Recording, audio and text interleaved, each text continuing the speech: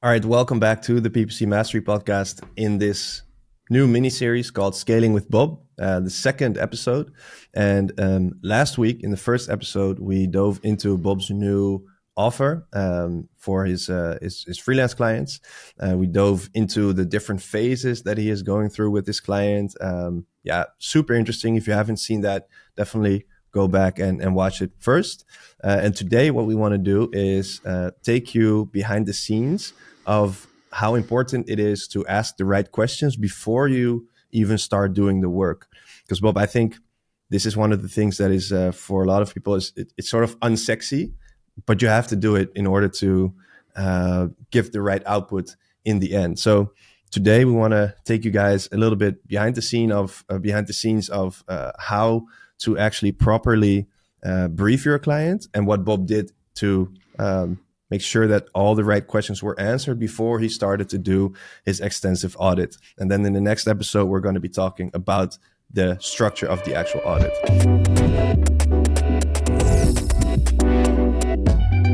So today, Bob, from your perspective, why is it so important to ask the right questions first? And what did you do in order to get the answers to those questions with this new client of yours?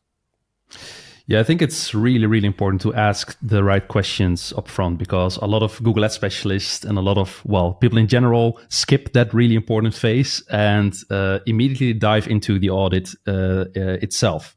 So I think it's really important to start with questioning everything before you actually open the account and start, dissecting every single component of the Google Ads account. And that is because you need to understand the business context. And you also need to understand the choices that were made before you start, going through certain campaigns, certain accounts, certain structures. If you don't have the answer to proper to the business context, to choices that were made, stuff that worked, stuff that didn't work in the past, you're going to also shoot yourself in the foot. And that happened to me in the past as well. And that's when I thought to myself, before I actually start doing the audit, I want to have like a choice review session or a strategy session. It's up to you how you want to call it. I call it a choice review session nowadays. First, to properly understand what's going on, what needs attention, what are the current challenges, what were challenges in the past, because that really, really helps doing the actual audit itself. Yeah, and with this choice review session, you want to understand the context of the account and the choices that they have made up until that point so that you know how to audit properly, right? Yeah, so when you do this session, do you send your client a list of questions beforehand, or is it just show up and we're going to go through a list of questions live together? It's both. So I like to prepare the questions upfront, and it's quite an extensive document because the audits I generally do are audits for 6-7 figures accounts, where a lot of things are going on, where a lot of things need to be audited, and it's also really custom. So it's not a standardized document that is being sent over to every single client. It is tailored to the customer itself. So I like to sit for an hour or 2 or 3, brainstorm about questions that I want to ask within certain categories. And we can go over the categories in a bit. Yeah. And then once it's finished, I like to send it over to my clients so they can properly prepare. And then we're going through all of the questions and answers in a certain meet. Generally a online meet through Google Meets or whatever, to also ask follow-up questions. So I like to also have the answers up front, because if you're going to wait for the answers in the session itself, you're going to run out of time real quick. Because if you want to do this in a live setting, physical or online, you can easily talk about this for 2 or 3 hours. Due to the extensiveness of the questions, and you don't want to basically waste both your time in order to do that. So first send over the questions through mail, let them answer every single question on paper, and then you basically have an online meet where you can also ask follow-up questions and ask for more context, for example.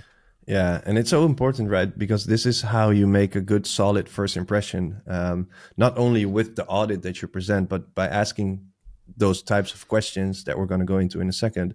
You really show your client that you take these things, that you take it seriously, and that you want to understand their business. And it's not like you're just doing an audit and you're trying to win their business and you're just going through a checklist. Obviously, it's part of it as well, but there's so much more depth to it this way. And yeah, you can really make a solid first impression. Yeah. So just maybe a little bit about the why behind the questions. Do you have any examples of audits that you did where you saw the difference in output based on whether you initially did a good, ask a lot of questions up front, did a choice review or whatever, or maybe not even that, but just asking the right questions, versus a case where you did not do that and you just start auditing right away? Did you notice a big difference in the actual output? Well, I've been doing this for, I think, a couple of years now, this structure. But during my first couple of years, when it just started out, I completely skipped this phase. So I basically got access to the Google Ads account and I needed to do a Google Ads audit. And I just started plowing through my Google Ads audit checklist and basically checking every single check that needed to be done in order to cover the full account without knowing any context.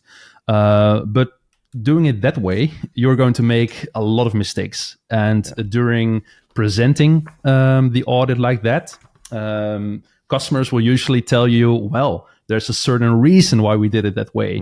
Or we tried that in the past, but it completely backfired. So what you're trying to suggest, might work based on best practices, but we tried that and it, completely backfired. So if you're going to present an audit that you charged a lot of money for, and you do not have the context, and it's starting to backfire during the presentation, then that's not the best place to be in. And that happened to me a couple of years ago, and then I started to do it this way, and now it almost never happens again. Unless I forgot to question certain parts of the account where I didn't have the context for. But generally speaking, since I now have the context, I can then also factor that in auditing the account, and then also give the client solid advice and solid recommendations. Yeah, because I think the thing that you want to prevent at all times with an audit, especially when you start presenting it, is that the client says, yeah, sure, but that is not really our goal, or that's not what that's not why we ask you to do this audit. And I think that's definitely a pitfall when you're junior, when you're just starting out, because as you said, you're eager and you want to find all the nitty gritty stuff, and you go like, oh, this campaign only has 2 site links and you need 4. And then sometimes you completely miss the mark of what this business is actually after. And then it's so important to ask about the unit economics, et cetera, et cetera. We're in a game of nuances because, you're famous of the quote, "It depends." And that's completely true to auditing accounts as well. So since it always depends on the business itself, you need to answer, you need to question everything, and you need to ask for the context behind everything that you're going to check. So don't get me wrong, I still use a checklist. The checklist that we have created from PPC Mastery as well, to have a proper overview and a flow through my audits in order to also not miss stuff. But it's not the single thing that I do. I like to expand on that when I also have the questions answered and I have the full context. Yeah. But yeah, by the way, you can just go to ppcmastery.com/audit, and that's where you can download this checklist that we have created. It's for free now. We used to sell it for €200, but you can grab it for free.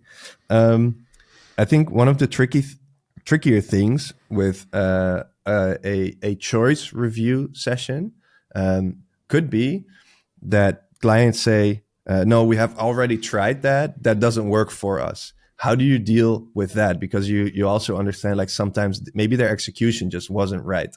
So I'm curious, like, when you find something in your audit, a certain thing that is missing or set up wrongfully, and then you tell the client like, hey, I think we should do this, and then they say, no, we already did that, doesn't work for us. How do you navigate that?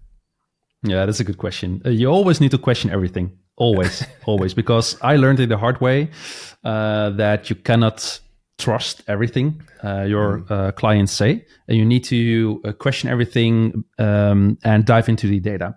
So if you question certain parts of the account, for example, campaign structure or advanced stuff like value-based bidding transitions or bidding on closed deals instead of leads, and certain tests failed in the past. Well, just ask them when they did those experiments, and then dive into the account itself and try to reverse engineer and also dive deeper into the stuff they did.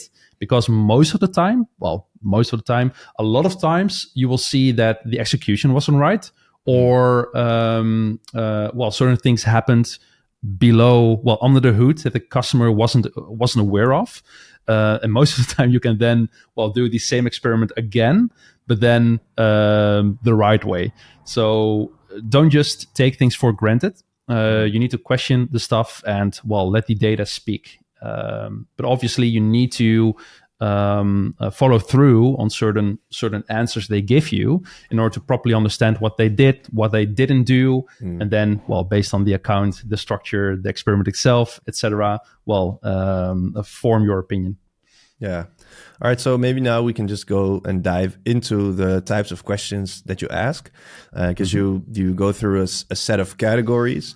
So maybe before we dive into the actual categories, what are you trying to learn through the questions that you ask and this choice review session? Like on a high level about their business, about their Google Ads campaigns, like what is it that you're trying to uncover here?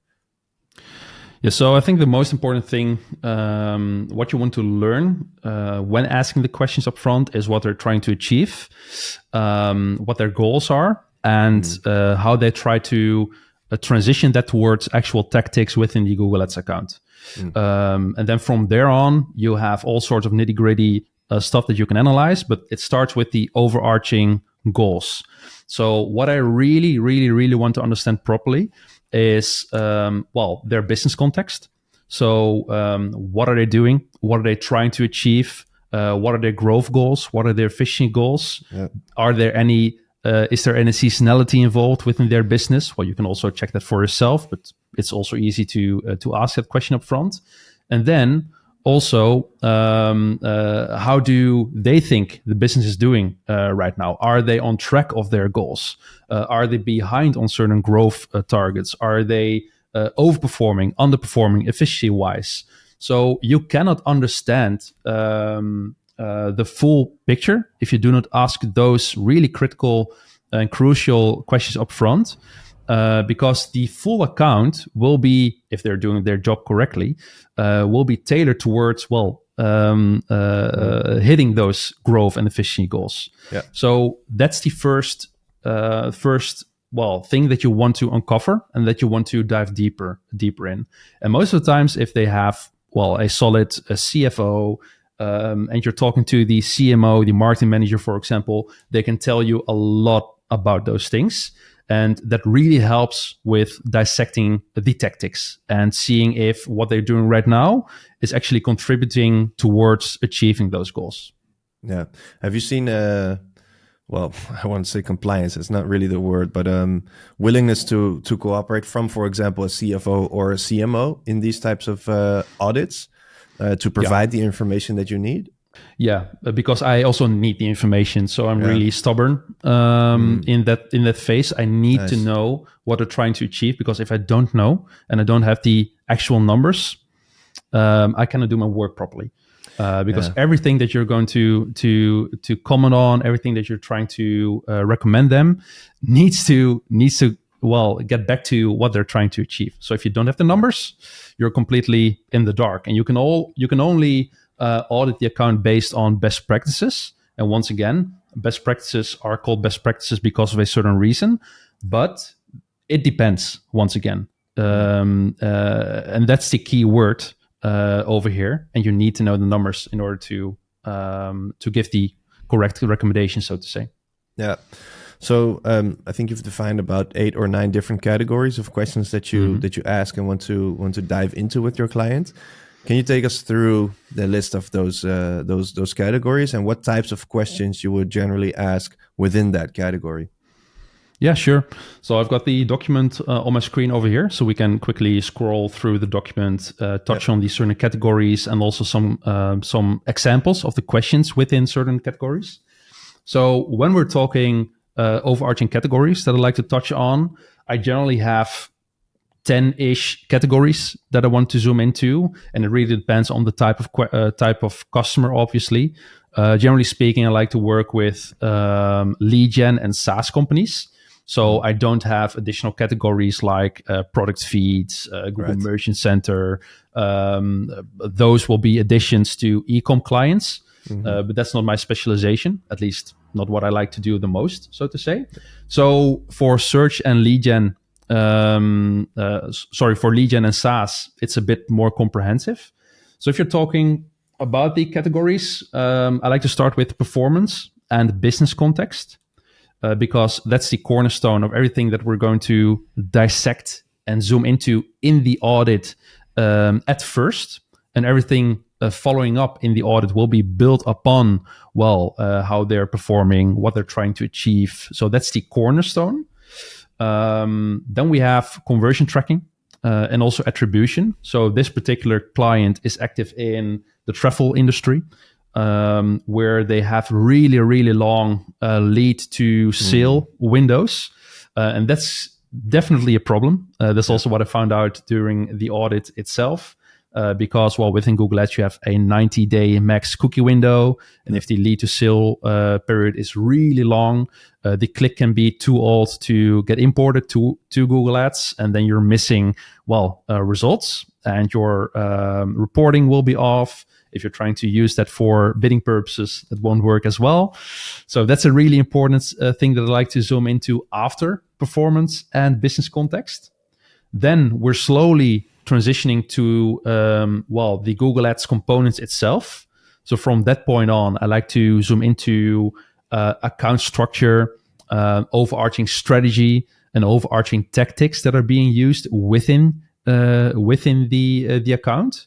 Then we zoom into the campaigns a little bit more.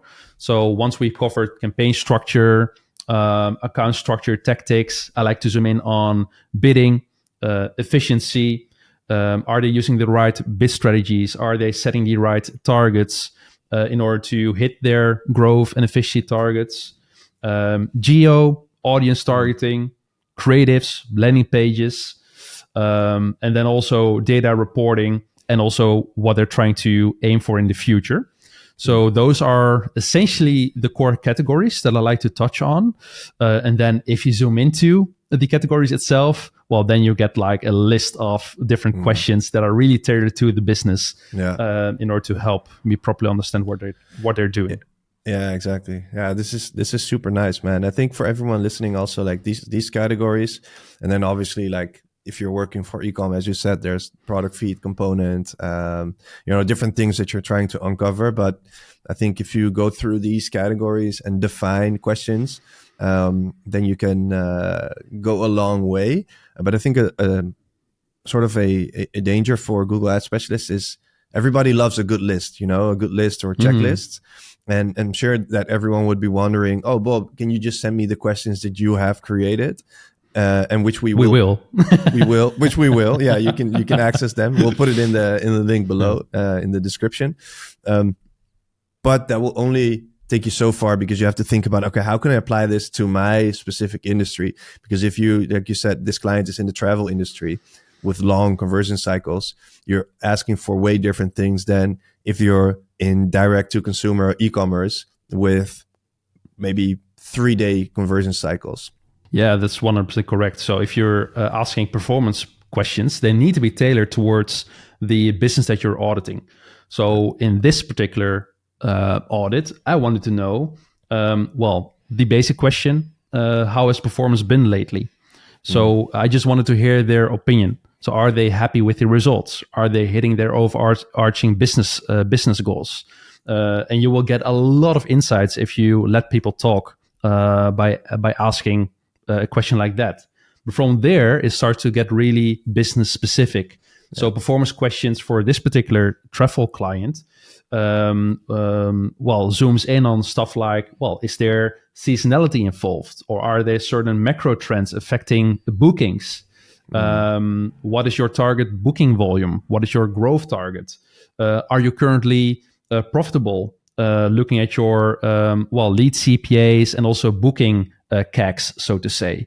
And if so, can you tell me a little bit more about these certain targets that you're trying to hit? Are they different per destination? Are they different per geo-targeting? Because, they are advertising worldwide. They're advertising in the USA, but also in the rest of the world. How are they trying to separate those regions? What is their strategy behind making certain choices like that? If you're looking at leads, incoming leads, so requests, so to say, what is the lead to booking rate, and are they happy with that? Are they trying to steer towards a certain percentage that they're aiming for in order to bring in certain quality leads? So you can already see that those questions are really tailored to this specific business. They are variants from more generic performance related questions, but they need to be business specific, because also in the account you will see that they're tracking those metrics that you can also dissect. You can make analysis based on that, etc. Yeah. Do you actually? Because when you're doing an audit, you do this long process of finding things and uncovering everything in the account. But do you actually do something like a quick pre-check, just a first glance at the account, so that you can then generate the questions? Because you can never, like, some of these things that you just said, some of these questions that you ask are specific to the case of the client at that point, right? Of course, you want to know how's performance now, and how are the average booking cycles, etc. But then I'm sure you've already seen that it is different for different countries, as you just mentioned, and then you want to understand that. So I'm sure, can you talk about that? Do you do something like a pre-check, then creating the questions, and then going into the actual audit? Is that what it's like? Yeah, good question. That's exactly the case, because if you don't do that, you cannot ask questions, and you will run into questions again if you're trying to do the audit. So what I like to do is to do a sort of pre-audit for myself in order to come up with questions that I have, so I can ask them in the meeting or upfront through mail that we can zoom into. Because if you don't, you will find yourself stuck when doing the audit. For example, for this particular client, I had a look at their conversion actions. And at first glance, I looked at the conversion actions and I saw different categories like submit lead form, qualified leads, closed deals, sales, so to say, and also micro conversions, where they measured the steps inside of the form requests from step 1 all the way to step 3 through regular web pixels. So it looked like they knew what they were doing. But when I started to dig deeper and started to take a closer look at the conversion actions, I came across all sorts of weird naming conventions, like initially engaged by cutoff. That was, for example, a conversion name. And I was like, what the hell does that mean? Or a conversion action within the submit lead category was called a global quality RQ. And I thought that RQ meant request, but why was there quality in there?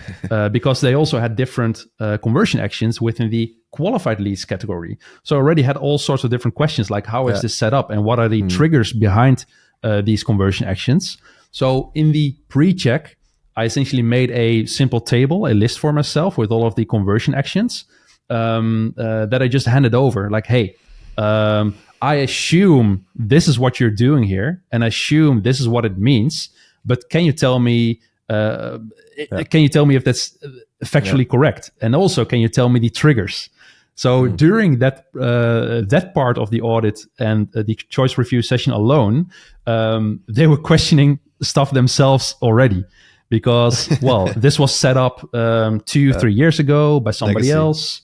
Legacy stuff, and they couldn't tell me certain triggers. Like, I don't know. I have to check. Yeah, we have to check. That's so interesting, man. It, especially when you take over an account. Maybe, I don't know if they're managing in-house now or with an agency, but in-house, Then, we've seen it so many times. We audit accounts and we work with in-house teams. The way that it is set up is just, it goes from one person who's managing it to the next, to the next, to the next. And then I guess a lot of people just don't ask the questions that you're asking now, because you are curious and you want to, you need to understand, because otherwise it's like, how can I make any sense of this? And how, if I don't understand these conversion actions, how are we going to steer on the right metrics and the right conversion goals? So it's really crucial to understand these things so that you can find the insights to present in the audit.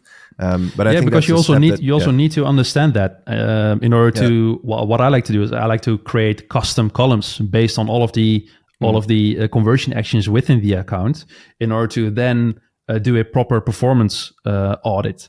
And if I don't fully understand the concept behind certain conversion actions, I might label certain conversion actions as a qualified lead, where it is a unqualified lead, because it's labeled incorrectly.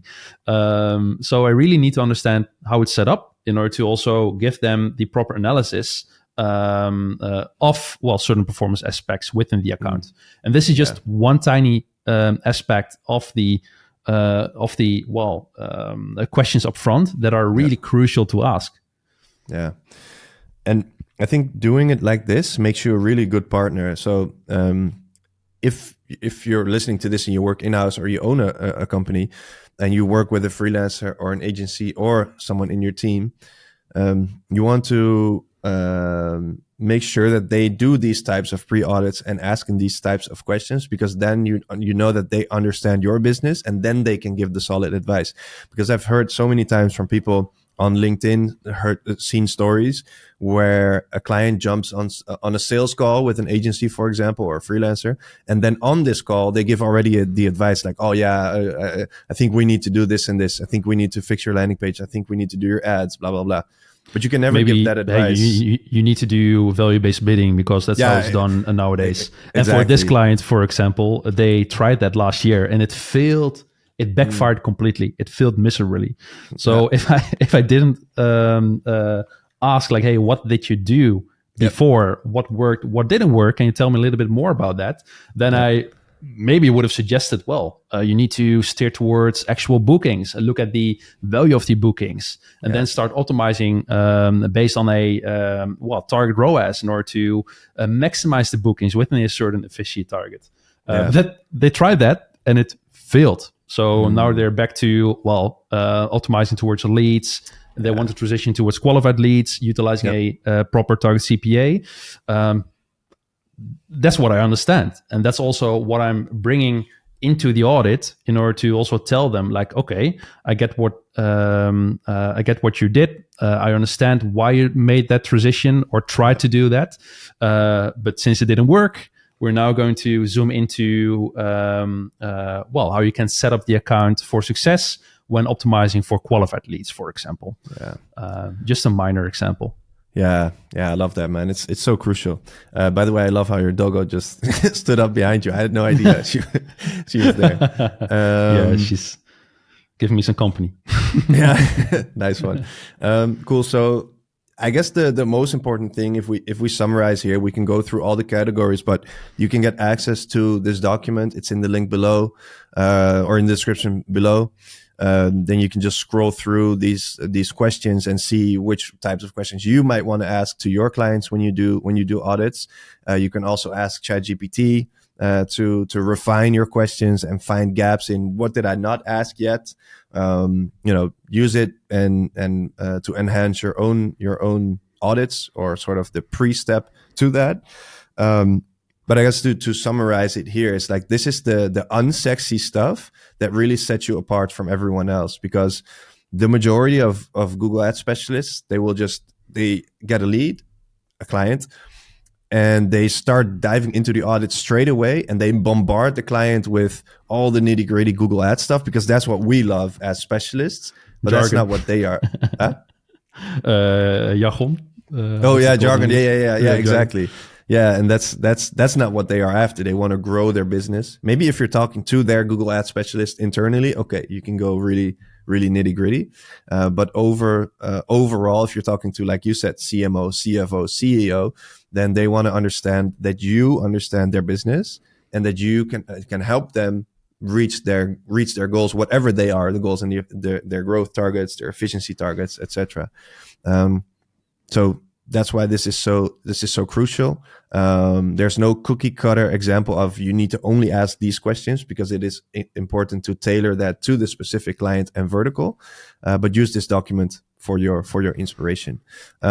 Any closing thoughts from you, Bob, about this? Anything that you want to restate, re-emphasize about why this is so important? Well, I think we can go on giving certain examples for 30, 60 more minutes. Yeah. But I think people get the deal. I think could be interesting to go through the questionnaire, the question document that we will link in the show notes. I will also expand on the questions and my insights, and also the client's answers within the PPC Hub, within the Scaling with Bob series. So if you're in there, you can also expect some deep dives into that. But yeah, this is just really, really important to get right. Just don't skip this phase, because you might risk backfiring the actual audit when you're presenting that, if you don't have the context once again. Yeah. Cool. So from here, guys, in the next episode, we're going to be talking about the actual audit, the structure of the audit. And then after that, if there's going to be more episodes, it's going to be about what did Bob find in the audit? How did the presentation with the client go? Stuff like that. But he's in the middle of the process right now, so we're just sharing things live as we go. For all the bonus resources, go into the description. You can grab our audit templates and this questionnaire of questions that you can ask up front. And then, as Bob said, in the PPC Hub, he's going to create a deep dive into those things so you understand the context behind it as well. So with that said, don't forget to like, subscribe, all that stuff. And we'll catch you in the next episode of this mini-series called Scaling with Bob. All right, that's the end of this episode of the PPC Mastery Podcast. I hope you enjoyed it. And if you don't want to miss any future episodes, we're going to be back next week. Then don't forget to subscribe and share with a friend, family member, or a colleague, because that's the only way we can grow this show. Now, there's 2 more things I want to share with you if you want to take your Google Ads game to the next level. The first one is, if you want to get advanced Google Ads tips delivered straight into your inbox on Mondays and Fridays, head over to ppcmastery.com/newsletter to subscribe to our newsletter called the PPC Edge. And next to that, if you want to really, really, really take your skills to the next level and become the best Google Ads specialist you can possibly be, then consider joining the PPC Hub, which is our coaching and community platform for experienced Google Ads specialists. You can find everything about it on ppcmastery.com/hub. And with that said, I'll catch you in next week's episode. Peace.